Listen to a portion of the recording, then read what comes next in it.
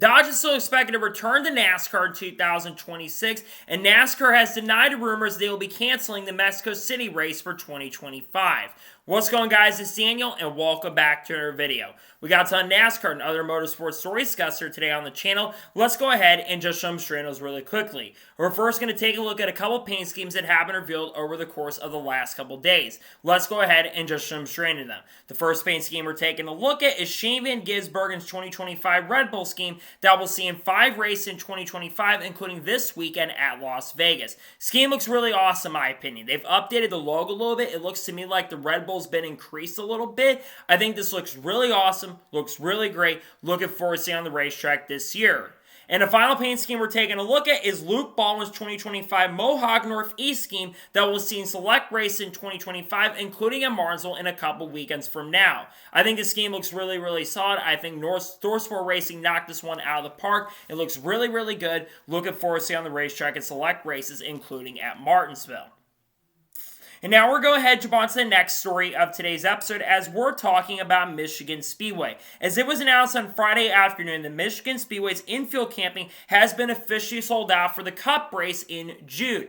This is absolutely huge. I believe it's about the fastest it's been in a very long time where the infield has been able to sell out. It's been many years since the course has sold out. I think it did sell out a couple years ago, but of course we've been seeing a lot more people go out to Michigan as that track only has one day, and it's been only having one day for the last couple of years. It's also going to be at a better time as the weather generally around that time in June in Michigan is a little bit better compared to when it is a little bit later in the year in August. I think it's awesome to see this news, and congrats to Michigan that their infield camping has been officially sold out for the NASCAR Cup race in 2025.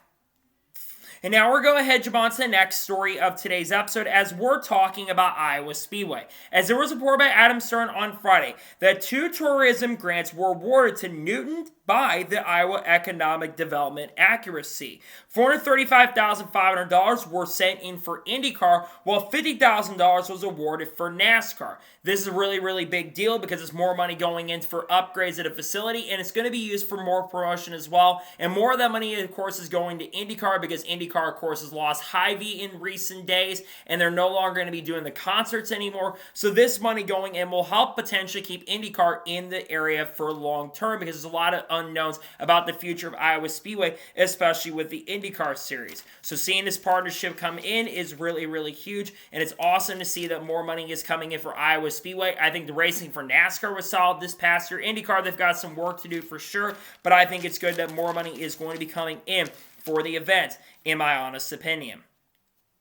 And now we're going to jump on to the next story of today's episode as we're talking about Spire Motorsports. As Spire Motorsports had a very strong qualifying run before the NASCAR Cup Series race at Phoenix, as for the first time in the team's history, all 3 of their cars were able to qualify inside the top 10. Cars that qualified third. Of course, Michael McDowell qualified 7th, but had to go to the rear of the field. And then, of course, Justin Elliott qualified in 8th position. While the race did not go very well for any of the Spire Motorsports drivers, as all 3 drivers, I believe, failed to finish the race, it's still really pretty incredible to see where this organization has come from over the course of the last couple of years. They've shown a lot of improvement. They've shown they want to get better. Of course, Hendrick Motorsports helping the team in a pretty big way going into this year. And they're really showing a lot of that improvement that we've been waiting on for a very, very long time. They talk about wanting to get better and show it. They're finally starting to show it, and I think it's pretty awesome to see the Spire Motorsports continues to get better as an organization. Congrats to that team on being able to have a fantastic run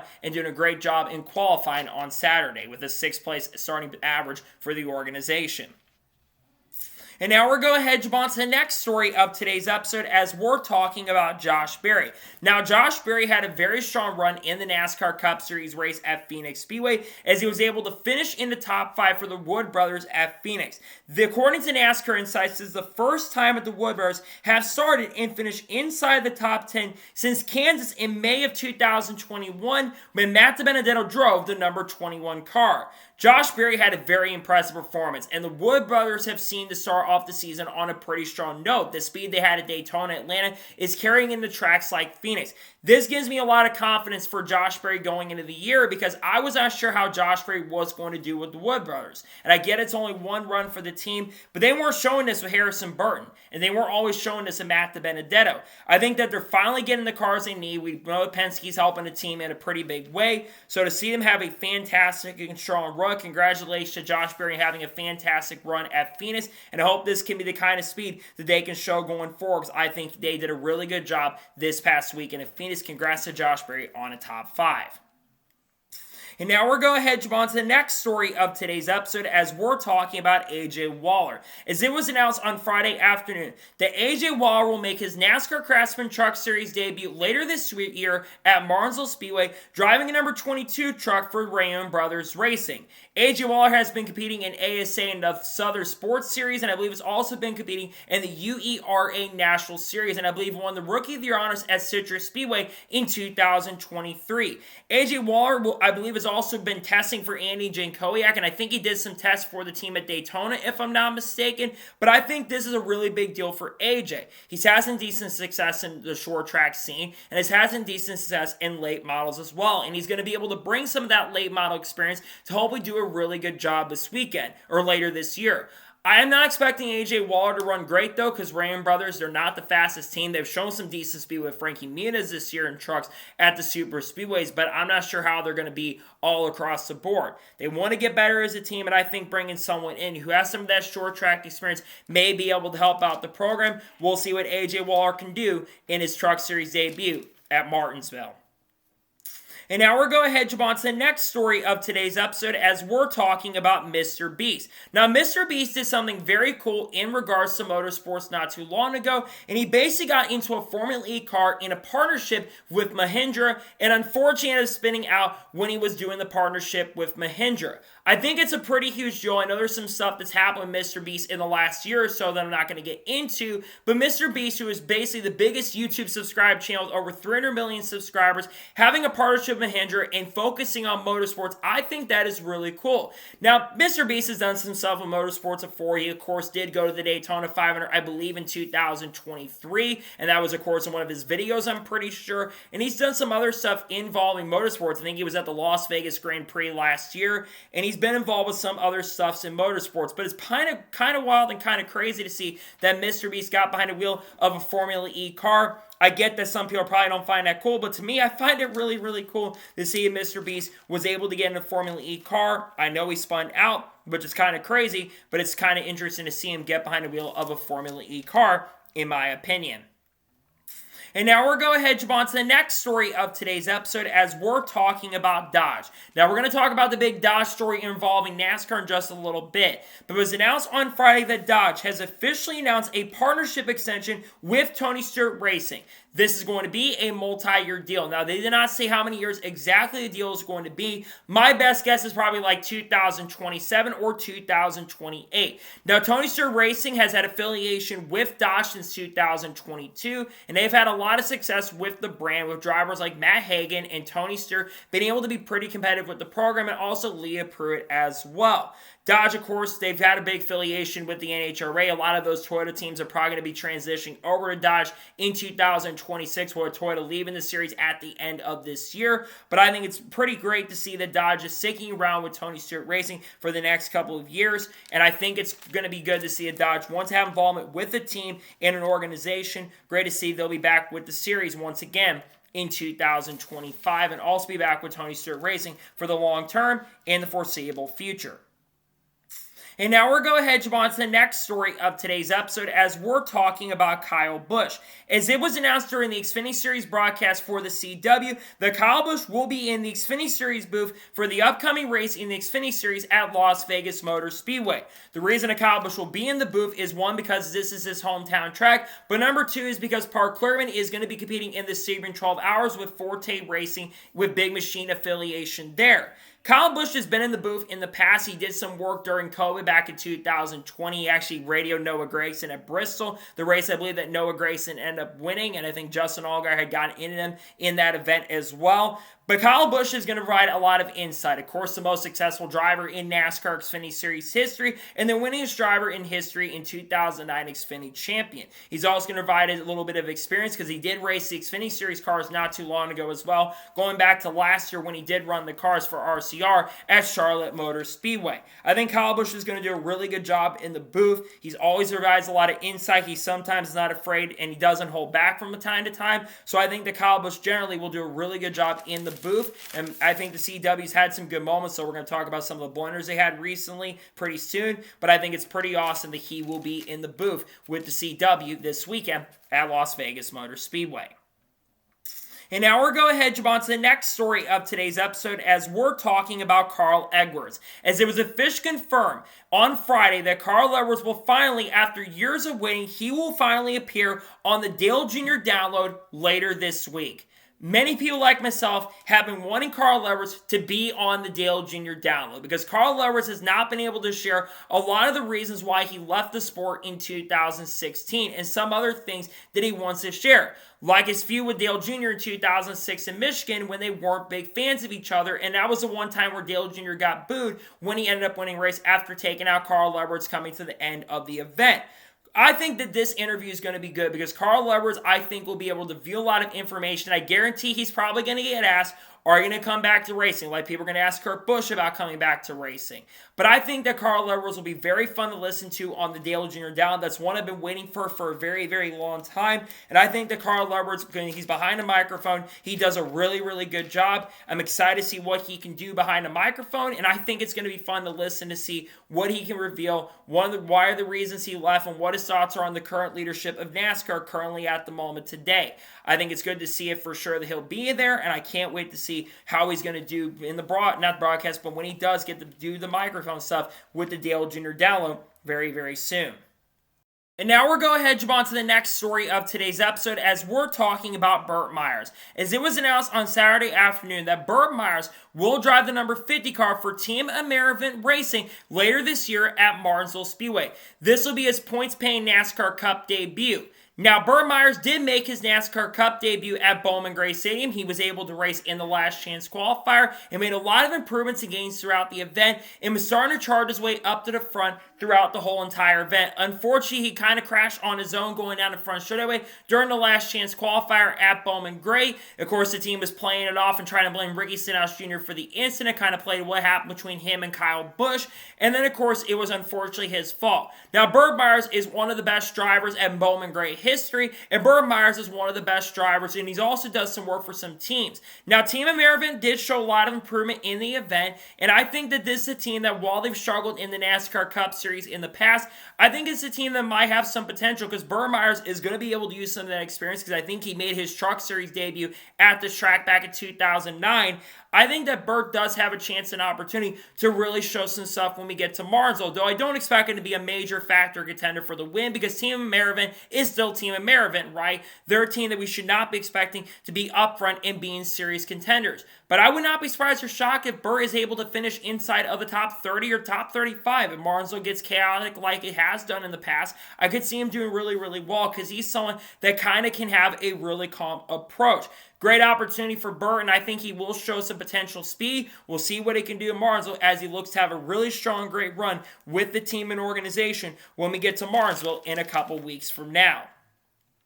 And now we're going to jump on to the next story of today's episode as we're talking about Cadillac. As it was officially confirmed on Friday, the F1 team bid has been finally approved and F1 and the FIA have officially approved Cadillac to be in Formula 1 in 2026. And they will be on the grid, meaning there will be 12 cars on the grid starting in the 2026 season. We were expecting that this bid was going to get approved, and it was finally approved by the F1 media a couple days ago. This is still a really big deal that Cadillac is finally going to get approved. This is going to be huge for a lot of reasons. Number one, it's going to be an American-based team.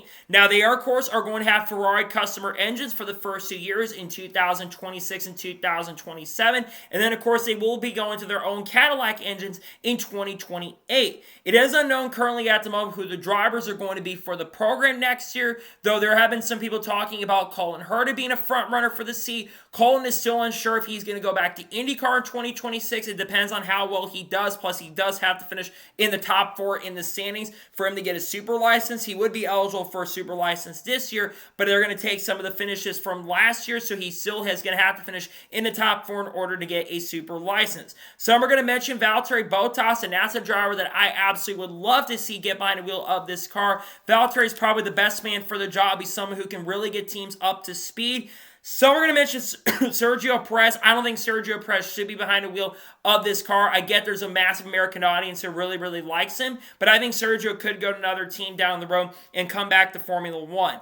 I would love Alex Palou to be a front runner for the seat. I know he's got the Chip Ganassi connection for at least the next couple of years, but I would absolutely love to see Alex Palou be considered because Alex Palou is a really, really good driver. He's been dominating IndyCar, and there's really nothing he needs to win except the Indy 500, and once he does win the Indy 500, there's nothing else he really needs to win at this point. I would love to see him get the chance and opportunity, but I think it's awesome that Cadillac is finally going to be in Formula One because you're going to have more jobs coming in. Over 300 new employees are going to be coming in from Fisher, Indiana, and of course they're going to be developing some of the GM stuff from Hendrick Motorsports, which I think is a really, really big deal. So really exciting stuff nonetheless for sure, and congratulations to Cadillac on being finally approved to join Formula One. It's a really, really big deal for the series as a whole, and it's pretty awesome to see that an American-based team is going to be in Formula One, and I think they've earned the right and opportunity. Now we just got to wait to see what drivers are going to end up getting behind the wheel of those cars in 2026.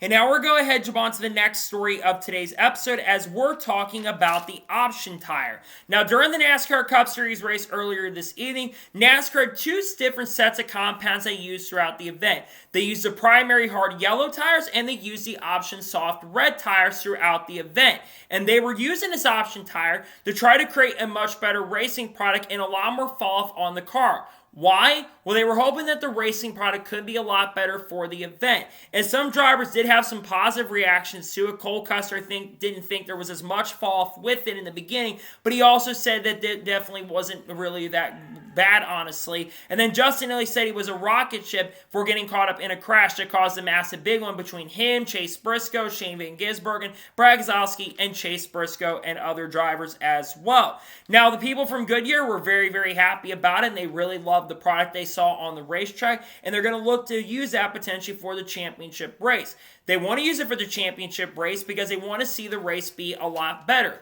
Look, I think the racing today with the option tire was definitely more compelling and more interesting, but I do have a little bit of gripe with it as well because I don't feel like there was enough fall off on the option tire.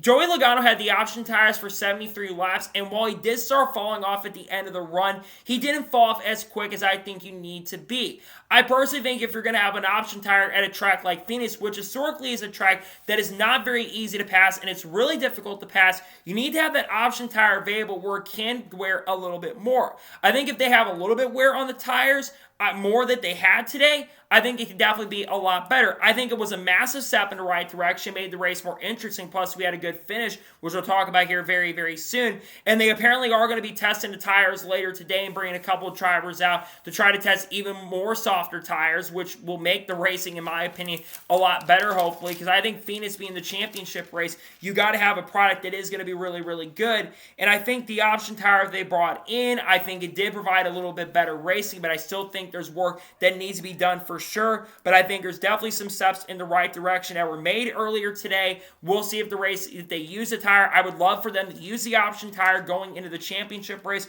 We're just going to have to wait and see, though, if they decide to go ahead and use the option tire when we get to the race later this year for championship, because the championship race needs to be good, and it hasn't been good overall. Hopefully, we can see a much better product going forward, so I do think the option tire provided at least a little bit better of a racing product, in my honest opinion. And now we're going to head jump on to the next story of today's episode as we're talking about Phoenix Raceway. Now, we're going to talk about the Xfinity Series finish here in just a little bit, but let's first begin by talking about the Cup Series finish from Phoenix Raceway. So going back to the final couple laps of the race, Chris Abella is cruising away toward a victory, and Ty Gibbs has a flat tire and a brake rotor that fails, and he hits the outside wall very hard. This brings out the caution with 2 laps to go, and they go to a traditional 2 laps to go. You have Chris Abella on the the inside and Denny Hamlin on the outside. They're going down the front straightaway, battling really hard. Denny Hamlin has the advantage going into turn number 1. The Bell has a great run to the inside. And they stay side by side. There's a little bit of contact between both drivers. And you have Kyle Larson right there in third position as well. And going down the back straightaway, it looks like Hamlin's going to get the advantage. But Bell gets a great run to the inside. And they battle side by side going onto the white flag of the event. They continue battling side by side. And going into turn number 3, Denny Hamlin looks like he's going to have the advantage and get his first win since Bristol of 2024, or Dover 2024. But Bell gets around the inside. There's contact. They're beating the bang a little bit, but it's fair racing. And coming to the checker flag, Denny Hamlin gets in the wall a little bit, and Bell comes off the corner and wins by 49 one-thousandths of a second, picking up his 12th career NASCAR Cup Series win and his 3rd straight win in a row. What an incredible finish. One of the best finishes I think we have seen at Phoenix Raceway. And it's the second closest finish in NASCAR Cup history at Phoenix Raceway, right behind the finish that happened between Kevin Harvick and Carl Edwards in 2016. A great finish to an end of a pretty decent race, in my opinion. And I think Phoenix put on a decent product, especially with the option tire, among other things. But I think the finish was really, really good. We had some really good finishes across the board in the Cup Series, the Xfinity Series, and the Truck Series as well. It was a fun finish to the race. Congratulations, Christopher Bell. Bell's on a roll. The first driver to go 3 in a row since Kyle Larson did it back in 2021. They continue to be really strong, but the 20 team are going to track next week where he's going to be really strong in Las Vegas. He'll be looking to become the first driver to go 4 rows since Jimmy Johnson did it almost 20 years ago, back in 2007, near the end of the year. We'll see what happens at that race, but congratulations again to Christopher Bell on picking up the win, a well-deserved win and a well-deserved victory for Christopher Bell overall. Congratulations to him on winning on a really awesome and close finish at the end of the race. And now we're going to head on to the next story of today's episode as we're talking about Katherine Legge. Now, earlier in the weekend before the NASCAR Cup Series race took place at Phoenix Raceway, she says that she is hoping to make more starts in the NASCAR Cup Series in 2025. And she's also hoping to maybe make an attempt to run the Indy 500 once again in 2025 as well, as she's working on those plans currently at the moment for the 2025 season. Now, keep in mind, this is before she did make her Cup Series debut earlier today. Let's talk about that for a second. Katherine Legge had a very much not great run at Phoenix, unfortunately. Starting off at lap number 4 of the race, Katherine Legge ended up spinning out going into turn number 2 and got off the apron a little bit and just spun on her own, being a couple seconds back behind the field. Not too ideal, but something we've seen rookies do in their first starts at tracks like this. And then we get to the end of the race at about 95 laps to go in the event. Everyone is starting to lap her. She's 5 laps down in the race, but she's holding her pace and doing a really good job on the bottom of the track. But then she goes up the track and makes a major mistake. She goes to the bottom of the track, comes up the track, and runs into Josh Berry. She spins herself up and out, and Daniel Suarez is unfortunately collected in the incident in the crash. And after a really good run for Daniel Suarez, his day would come to an end of running up front. He would finish 26 or 27, like 3 or 4 laps down, while Katherine Legge's day would unfortunately come to an end. In that situation and incident, I got to say, Katherine Legge, I can't defend her on that situation. I'll defend drivers if that's not their fault. This is 100% her fault. She just lost it off the corner, but that's something that happens when you don't have a lot of on-track time. You got to remember that this is something that got sprung on in like 10 days. She revealed that in the media center, and I feel like if she had a lot more time to be prepared for this race, I think she definitely wouldn't have had some mistakes that she made tonight. We all got to remember, though, some drivers, especially other rookies, have made mistakes like this before. I think some of the backlash on social media sent to her tonight, though, and today, especially by certain people, I do think it was a little bit over egregious and over the line, but I think Katherine Legge did not have the best showing. But Katherine Legge is still a good driver. She's had success in other motorsports. She's won races in IMSA. She's competed in the Indianapolis 500, and she's someone who has had decent success in other forms of motorsports, like I said. And I don't want to see Katherine Legge get trashed as much as she's gotten because of her having a bad race. We've seen other drivers who make their debuts, and they didn't get trashed as much as Katherine Legge got trashed on social media, which is a shame. I really hope she does come back and races once again in the future, but I think that she needed a lot more time. I think extra practice would have helped. I think like a couple hours and maybe a little bit of testing, which they stopped doing testing, which I don't understand why they stopped doing testing, because I think testing is really important for drivers like Katherine to get a little bit of experience. But overall, I think that it's an unfortunate run that happened for Katherine. It's tough to see it happen to her. I think she's a good driver. It's a shame to see how the race went for her because I think she's better than how she did perform today, in my honest opinion. And now we're going to go ahead and jump on to the next story of today's episode as we're talking about Aric Almirola and Alex Bowman. Now, we already talked about the NASCAR Cup finish at Phoenix Raceway. But the day before that, we had a more controversial finish in the NASCAR Xfinity Series race at Phoenix Raceway. Let's go back to a few laps ago in the event. So Justin Allgaier is running away with this thing, but Almirola is gaining a little bit, but Justin Allgaier is pretty much going to cruise to victory. All of a sudden, with 4 laps to go in this race, Nick Lights in the Vans Warped Tour machine ends up spinning out, going, of course, into turn number, coming down the front straightaway, and backs into the outside wall with 4 laps to go, bringing the caution out. Going to the restart of the event, Justin Allgaier and Almirola battle side by side, and they're battling really hard going down the front straightaway. And going into turn number 1, Justin Allgaier completely misses the corner, and Alex Bowman goes 4 wide through the middle and is able to take the race lead, but Aric Almirola gets by his teammate Brandon Jones to get back up to second position.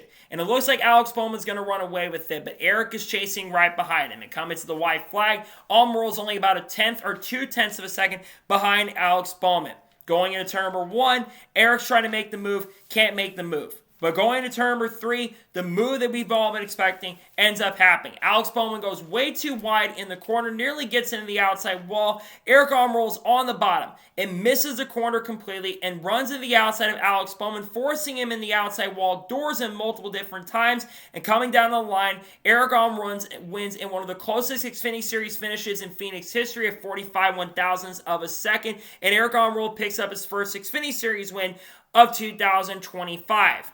Now, compared to the NASCAR Cup Series win, everyone was talking about this a lot more, and a lot more people were not very happy with the move that Aric Almirola made. And I kind of understand why some people are upset with Aric Almirola. Number one, Aric Almirola in the past has preached in times about racing clean and racing with a lot of respect. He's done that for many times throughout his NASCAR career, and he respects people who race clean.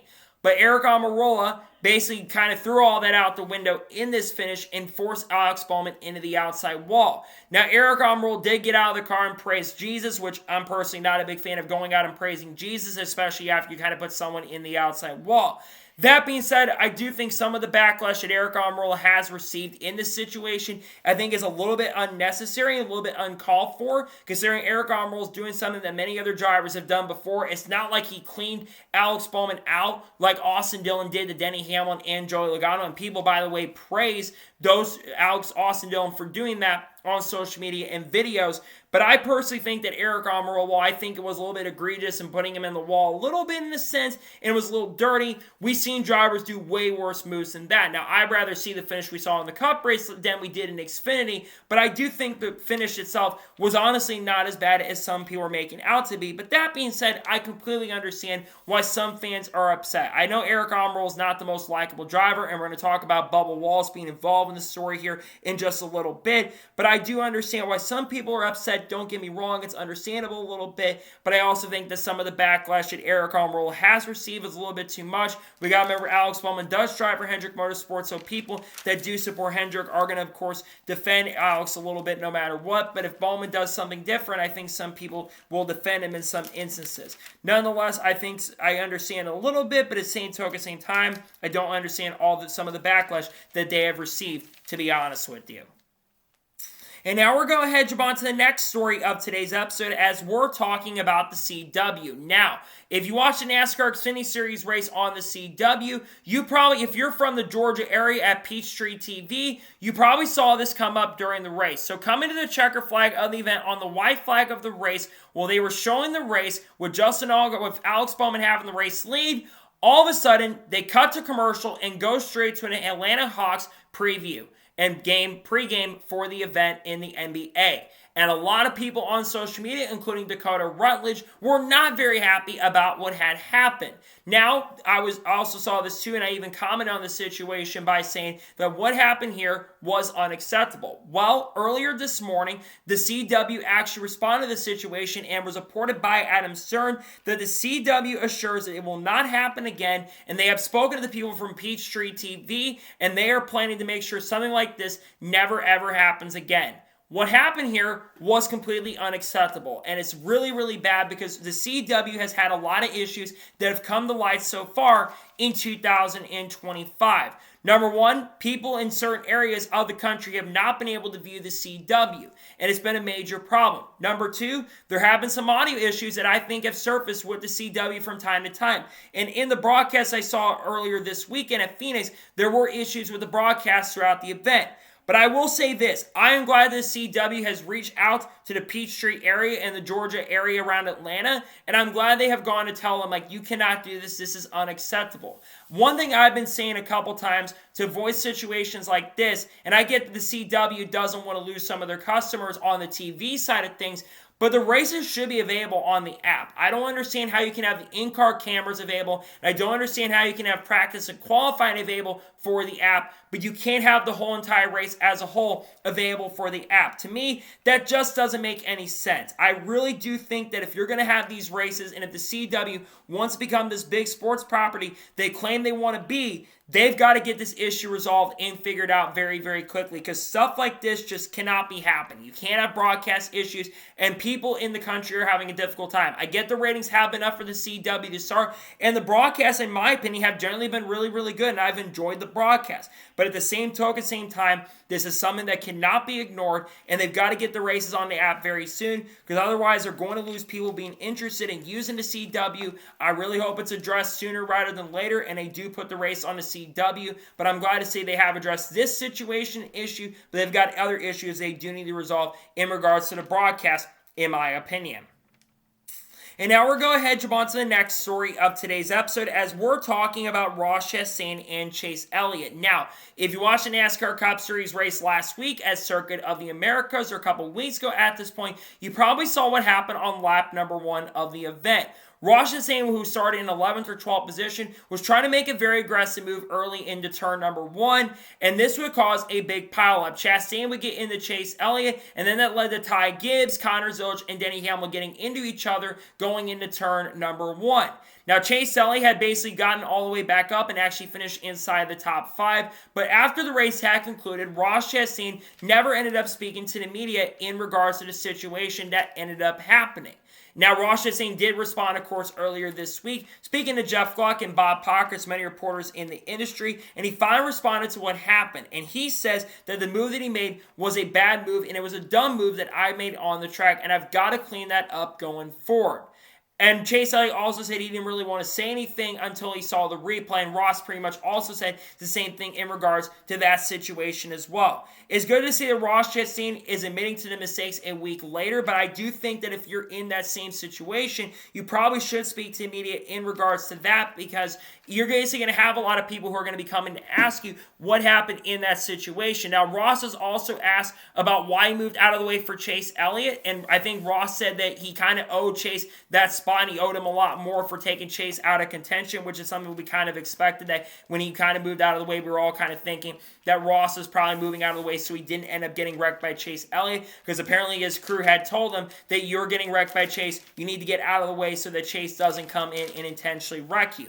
I think that Ross Chastain, he's got to get used to confrontation at this point, and he's kind of got to be not afraid to speak to the media in these situations. But I think for Ross, it's good that he's finally admitting responsibility. Ross has been someone who's kind of cleaned up his driving a little bit over the last couple years, but I think that was just one of the dumbest moves I've seen on a racetrack, to be honest. But Ross is still a really, really good driver. We make mistakes from time to time. It was a stupid, bad move in my opinion, but I don't think it was the worst. Well, it's one of the worst moves Ross has probably ever made at this point. But the most important thing is that he's admitting responsibility and basically taking action for it, and at least admitting that he made a mistake in that situation, which he should, because he's the one that caused the incident, and I'm glad to see he did that. Chase is kind of moving on at this point, focused forward, but I do think for Ross, at least it's good that he took responsibility for what happened at COTA last weekend. And now we're going to head jump on to the next story of today's episode, as we're talking about the 2311 Racing and Spire Motorsports lawsuit once again.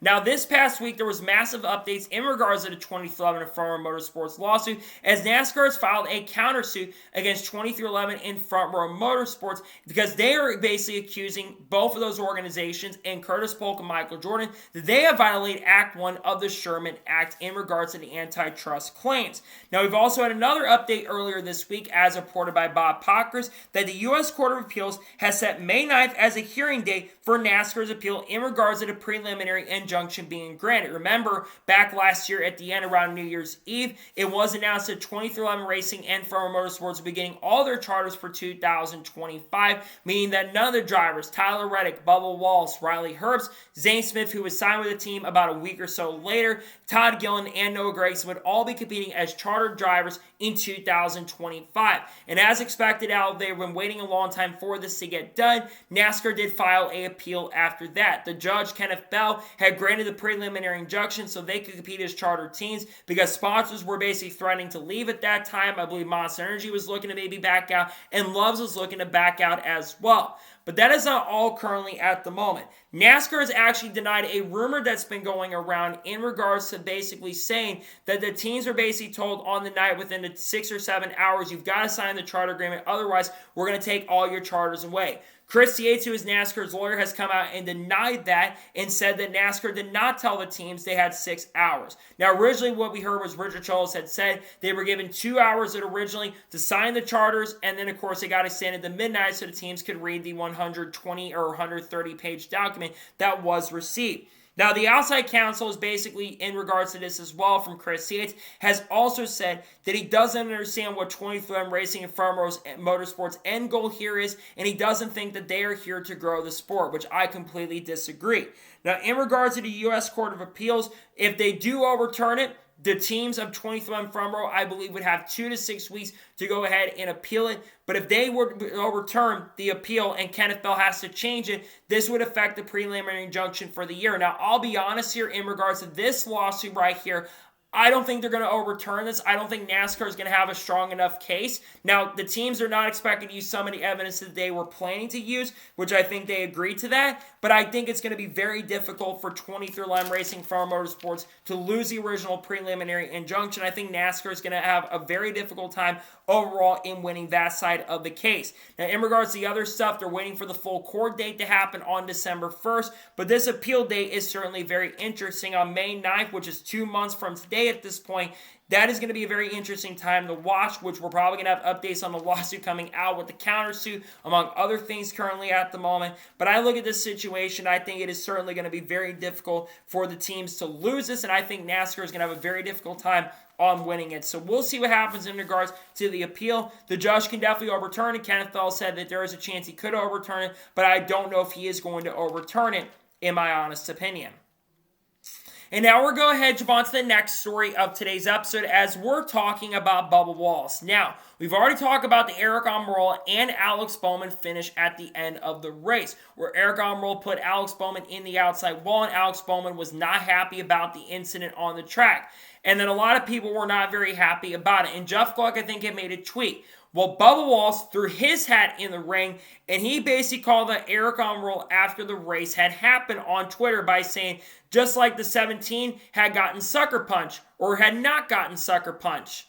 And this is in reference to something that we talked about on the channel last year, where Bubba Wallace and Aric Almirola, we know those two do not like each other. It goes all the way back to when Bubba Wallace was driving number 43 car for Richard Petty Motorsports, when, of course, Bubba was substituting for Aric when he was injured. And apparently Aric had not sent the nicest text around 2018 when Bubba was taking over the 43 car for Richard Petty Motorsports. And since this time, these two have not liked each other. And it led to a couple years ago in 2023 during the Coca-Cola 600 when Bubba Wallace and Aric Almirola could be seen getting into a little bit of a scuffling match. Aric had said that Bubba had been cussing him out on the radio, among other things, and that's why he went to confront him. But Aric had been the one that instigated it and shoved Bubba Wallace, and Bubba was almost ready to fight him before the red flag had ended. And this led to an incident that happened off the track last year.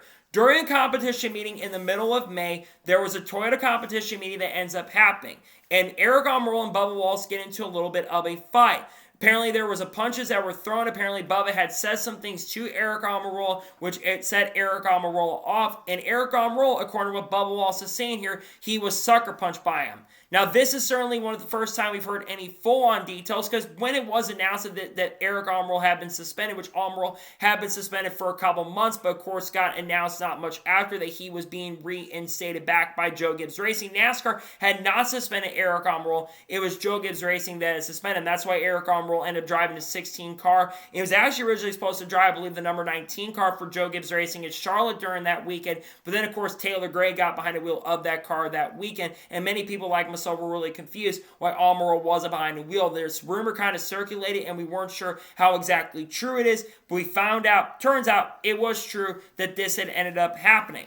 Again, like I said, Bubba Wallace and Aric Almirola do not like each other very much, and I think that's why it led to this fight in the scuffle happening in a Toyota competition meeting. Now, Aric Almirola obviously has already picked up more wins than Bubba has in recent times, but again, it sounds like Aric was the instigator in the situation. I don't think Bubba was the instigator. It sounds like Almirola, according to what people are saying, he was the instigator in the situation. Bubba was not happy with Aric about something, and it led to this situation. It's a tough break. I like both these guys, and it's a shame to see this thing happen from a couple years ago, but it's something that's going to get brought up because we don't know all the details, but at least now we know some of the details in regards to the fight that happened between Bubba Wallace and Aric Almirola here. To me, I still think it's a pretty big deal. We've been waiting on more details to come out. They're not going to always reveal all the information. They kind of kept the nose cleft for a while. And then, of course, we saw some other issues happen between these two over the years. So it didn't surprise or shock me to see it, but it's kind of wild that we kind of know that there was a sucker punch that was thrown by Aric Almirola to Bubba Wallace, and that's why Aric was the one suspended in regards to the situation and not Bubba Wallace, who was suspended. So to me, if Aric Almirola was the one at fault for the situation, Aric Almirola should have absolutely 100% got the suspension for the incident that happened between both the guys. I don't think you're ever going to see them friends, and this is also one of the reasons why you're probably never going to see Bubba Wallace drive a Joe Gibbs Racing car, because Aric Almirola is a driver at that car. And now we're going ahead and jump on to the next story of today's episode, as we're talking about Austin Cindric and Ty Dillon once again. Now, it was announced earlier this week on Wednesday that Austin Cindric had been penalized 50 driver points and was fined $50,000. Why was he penalized this? Well, Austin Cindric had right rear hooked Ty Dillon down the straightaway at Circuit Americas on lap 4 of the event.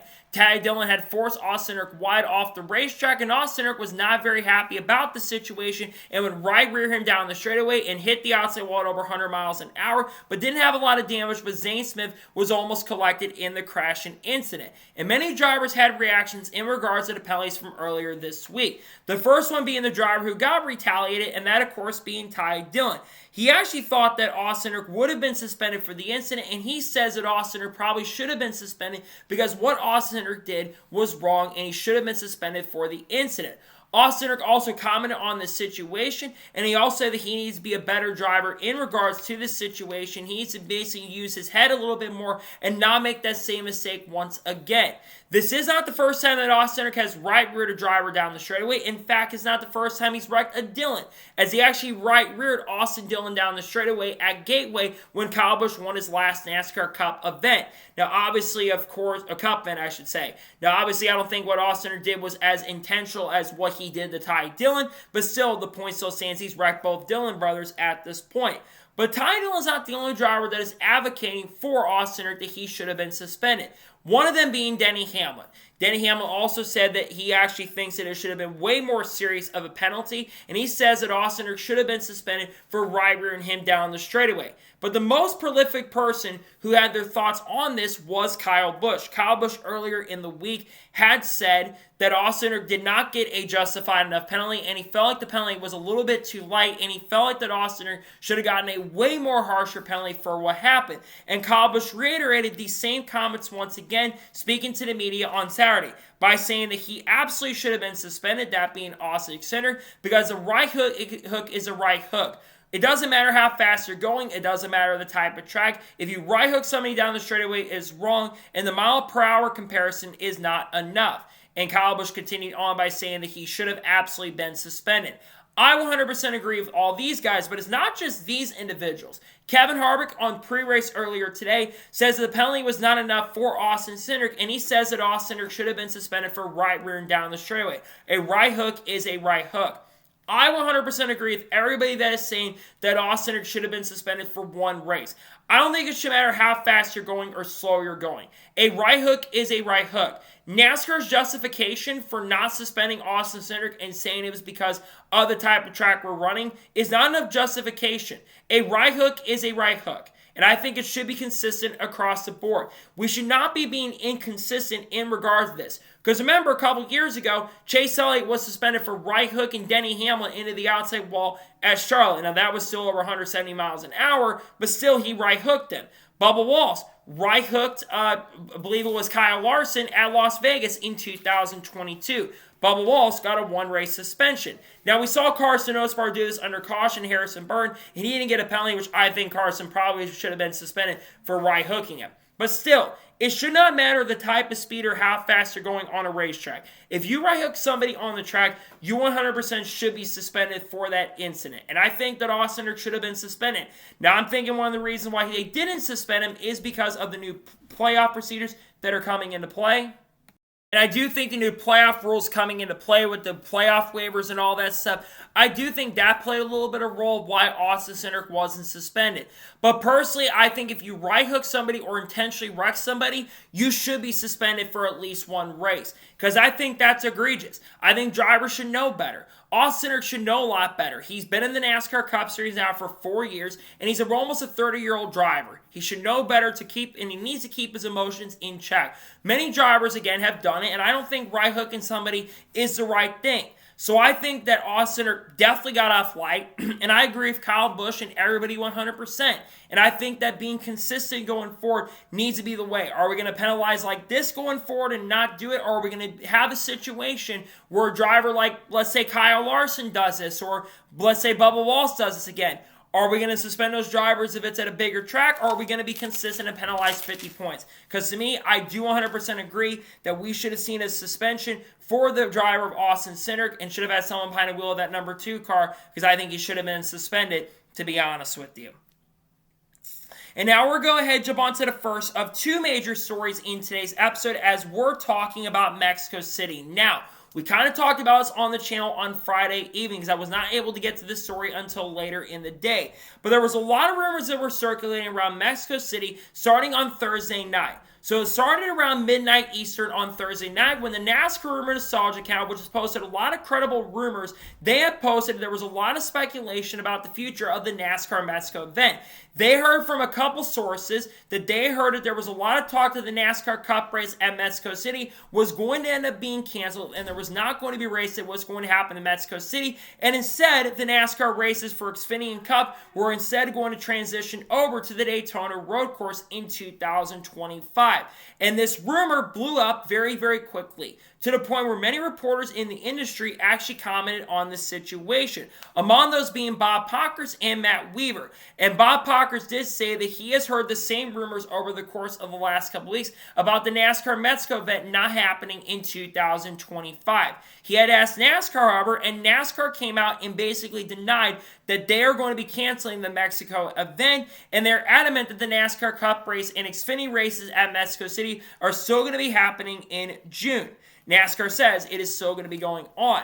Now, Bob Pockers did note that some of the reasons why that they were looking at maybe canceling, and there were rumors about it, is, of course, of the potential political stuff that is going on between the USA and Mexico, and the tariffs going on currently at the moment. And it probably was another garage rumor that was started by someone who probably does not want to go to Mexico City, which should that person who doesn't want to go, just take the day off, don't affect the event for everybody, and don't bring it to jeopardy. Now, I had asked a couple sources as well before this, and some had told me that there was a lot of talk of this is something that absolutely could have happened, and there was a potential of this happening down the road. Now, in regards to the Daytona road course, this is just a backup plan. This is probably a last-minute backup plan in case this event does, in fact, end up falling through. But I think there probably have been some internal discussions about this event, because this isn't something that just would be brought up out of left field. The Rumor Nostalgia account has generally been correct on most of the things they hear. But they also, to be fair, do get things wrong from time to time. We got to remember they are just rumors that sometimes can surface very, very quickly and sometimes can blow up.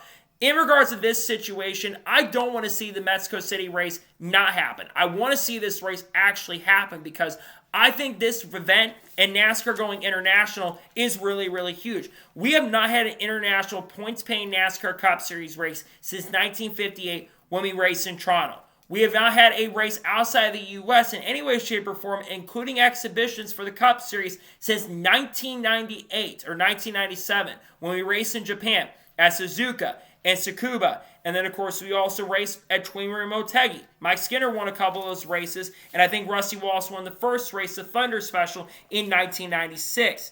And then, of course, you also have the fact that we've had some Xfinity Series race happen in Canada, but they haven't had international racing for any of NASCAR's divisions since 2019 when we last raced in Canada. Of course, we raced in Montreal for the Xfinity Series years ago, and they did race in Mexico City in 2008. That's the last time they raced there. Kyle Busch was the winner of that event. 07, Juan Montoya won.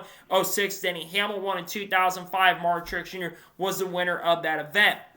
I think NASCAR going international is important because you look at most sports as a whole. You've got sports like the NFL, the NBA, the NHL, and MLS, among other things that are expanding globally. Same with Formula One, that's expanding in the U.S. currently at the moment. And we've got a lot of fans that are from Mexico and other parts of the world and other parts of the country as well that are interested. The Mexico Day has had a lot of interest. So if it was to be canceled, if this rumor had ended up being true, it would have definitely been very, very unfortunate because I think that this event really needs to happen because it is going to be a major event if it happens. And also got to remember this as well. They had apparently sent down multiple drivers in the past week or so before Atlanta Motor Speedway. They sent down Daniel Suarez. They sent down Christopher Bell. They sent Chase Elliott and Ryan Blaney down to scout the event.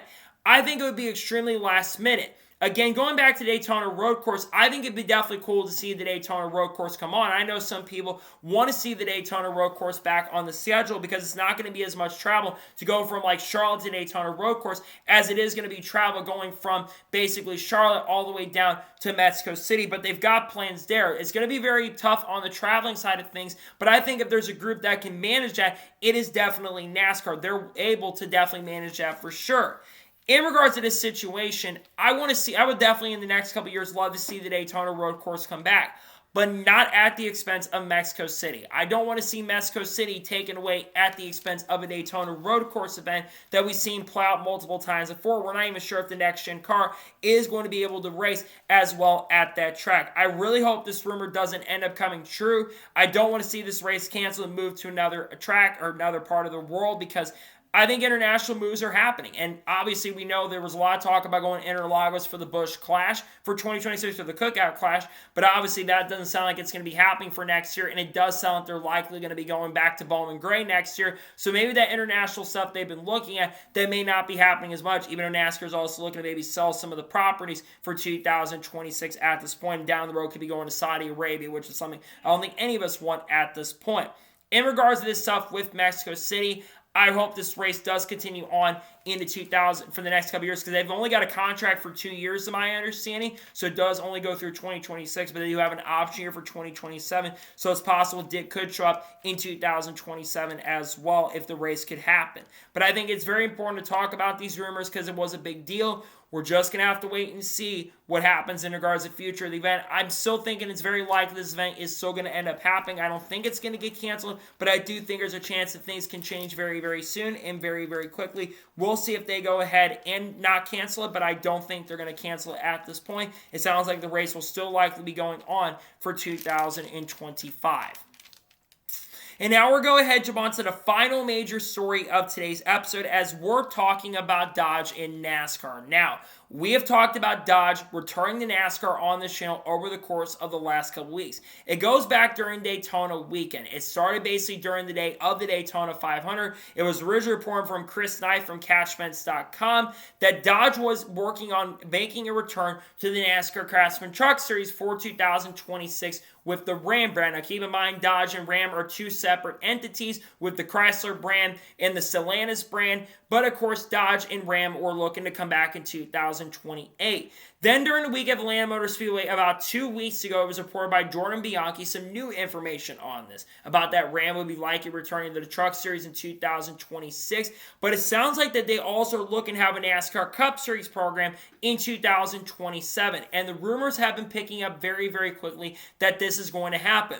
And a couple days ago, it was reported by Matt Weaver, who of course does work for Sports Dot and a couple other big companies as well. He reports that Dodge is expected to very likely be returning to the Craftsman Truck Series in 2026, as there was an email that actually has surfaced from Jerry Brickner, who does some work for Ram in Michigan, and it shows that it looks like the Ram brand will likely return to the NASCAR Craftsman Truck Series in the 2026 season. This is absolutely huge if Dodge is coming back. Dodge has not been involved in NASCAR in any way, shape, or form since 2016 when they left the Truck Series after supporting the series from like 1998 to 1999, or when they came back in 2001, all the way up to the 2016 season when you had the Zombie Rams in the series before they changed the bodies in 2017. And they have also not been in the NASCAR Cup Series since 2012. They did, of course, have some affiliation with Xfinity up until like 2017 or 2018 with the Zombie Dodges, but they have been around for a very long time supporting the series and the brand. I think it's huge that Dodge is very likely coming back. Let's first, of course, begin by talking about the NASCAR Craftsman Truck Series and talk about which teams could be switching over to them in 2026. One that I absolutely think about is ThorSport Racing. ThorSport Racing, I believe, has not worked with Dodge in the past, but they've worked with every manufacturer, and they're in their last contract with Ford currently at the moment. They signed a 3-year deal when Hailie Deegan joined the team in 2023, and they were very much looking to come back, and I think that ThorSport will be one of the teams that does switch to Dodge. Plus, of course, I don't believe any of the drivers at the team currently at the moment are fully affiliated with Ford right now. So I think that's one thing that will help the ThorSport Racing stuff. Nice Motorsports is another team I look at as a potential possibility. Nice Motorsports is a team that I've heard that could be switching over there. And they're not the number one team currently with Chevrolet and trucks. That, of course, going to McAnally Hogaman and CR7 Motorsports, which is the team that I thought maybe would switch over. But I don't think the CR7, with their affiliation with McAnally, they're going to end up switching. So I do think that that is one team that probably won't end up switching. But I think Nice will be one because they don't have the number one affiliation. And then, of course, I think of other teams in the truck series that could switch, like Hill Motorsports. That's a potential possibility. Or we could see a truck team come in that we've never seen before come in with Dodge. But that's not all. We all talk about the Cup Series and the BOP stuff because Matt Weaver had revealed some information in regards to potential possibilities of balance of performance coming in. And it sounds like that might be a possibility for a new engine formula that could be coming in 2027, which, of course, has those torque sensors that NASCAR is using this year. The big question is what teams could switch to Dodge if they come in. I think about Trackhouse Racing. Trackhouse Racing, they're not the number one team currently at the moment at Chevrolet. They're probably second or even the third best team at Chevrolet at the moment right now. And they're lower on the pecking board, it seems like, than Spire Motorsports. I think Trackhouse, they're one team that always likes to make big moves. I think if Dodge does come into the Cup Series in 27, I think Trackhouse will come in unless Junior Motorsports gets involved with the team in some way, shape, or form, which has been rumors and speculation about that, especially with their technical lines, with their Xfinity program in some ways for the year. But I do generally believe that it's very, very likely that you see them switch. I don't think Shane Van Gisbergen's affiliated with Chevy closely. Ross is not affiliated with Chevy in big ways. Same thing, of course, for Connor Zylstra, more affiliated with the Trackhouse brand than they are the Chevrolet brand. And then, of course, you do have other teams that I could see switching. Legacy Motor Club, they've been with Toyota with the Richard Petty brand, but I do think they're a team that might end up switching. But if Honda comes in, I look at Honda to be working with them, maybe Chip Ganassi if they come back. And I think of other teams, RFK was rumored at one point to be coming in if Dodge had come back to the Cup Series because they almost came back to Cup in 2022 or 23, and they were actually really close signing the deal, but they're waiting on stuff at this point. Of course, Stellantis has made some pretty big moves, and they brought back some major and pretty major key people to really help the program in a big way. I think that Stellantis bringing those people back will help that, and I think that that's one of the reasons why the Dodge rumors have picked up massively and very, very quickly. I think it's basically not an if, but it's a when it's going to get announced. And to be honest, I think it's not too far down the road that this is going to be officially announced and confirmed that this is going to be happening, which is a massive, massive deal, right? Because we haven't seen Dodge in NASCAR in over half a decade, and over a decade, basically almost 15 years in the Cup Series. The last time they were in the Cup Series, of course, we saw Brad Keselowski win the championship with Penske, and then, of course, they switched to Ford in 2013. And I think it's still a pretty huge deal to see that it's likely that Dodge is coming back. I think it's pretty cool that it's likely happening. Glad to see a Dodge will likely be returning to the NASCAR Series in 2026, at least for sure with trucks at the moment. So that is going to be today's NASCAR news and motorsports news episode. I want to thank you guys for watching. Please subscribe to the channel, notifications on, so when a video does go live on my channel.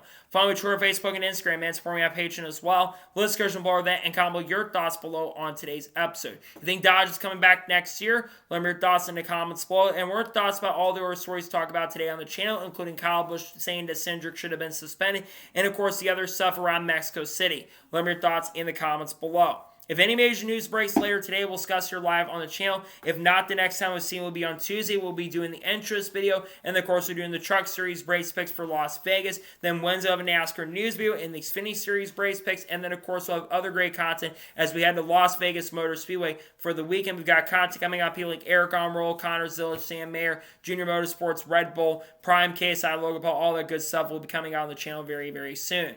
So anyways, like I said, I want to thank you guys for watching today's episode, and I'll see you guys next time for more great, awesome NASCAR content and other motorsports content on the channel like this. Take care, everybody.